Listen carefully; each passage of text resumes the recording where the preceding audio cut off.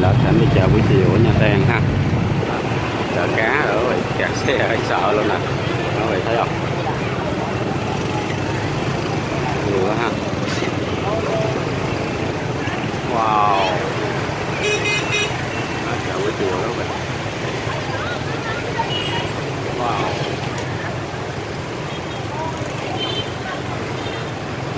Đông quá ha.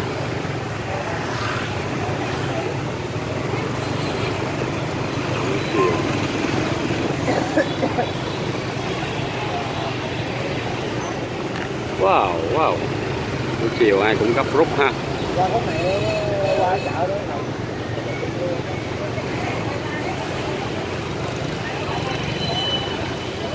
Ồ, đây bán cá, bán này kia nữa vậy. Hải sản ha.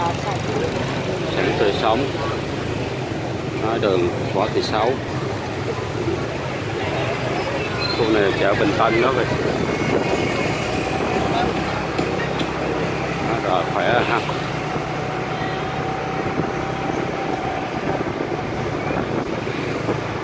Hình ảnh cô chú anh chị đang xem á là ở chỗ thành phố Nha Trang nè. Ơi, có gì đâu, lên cái nữa cũng không sao đâu.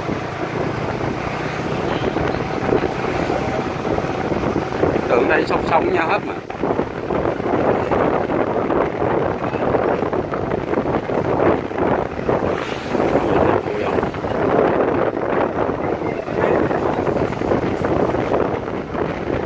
Không được quẹo lại.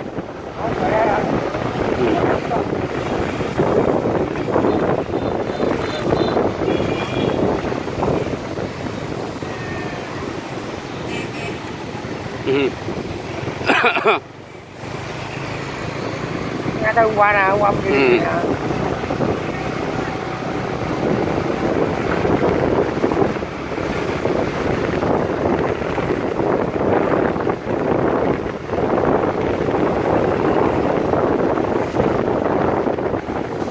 quá vui hả vậy đó.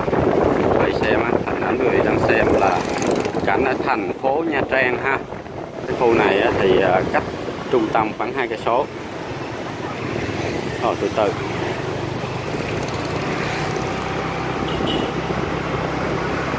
Cách trung tâm 2 cây số thôi. Mình đang đi kiếm cái con đường ha, ở Phủ đó, tên là Phủ đó. Đó, ở nhà bạn của tụi mình.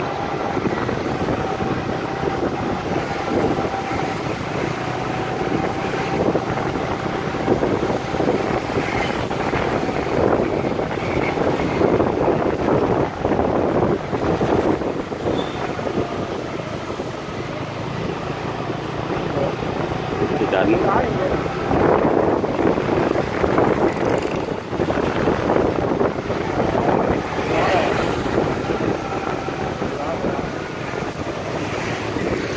Rồi, tới đường Phủ đó rồi.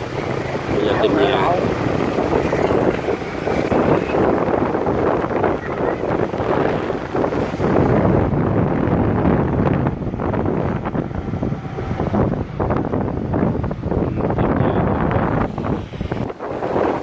Tới đây nè. Phủ đó, quán bò kho.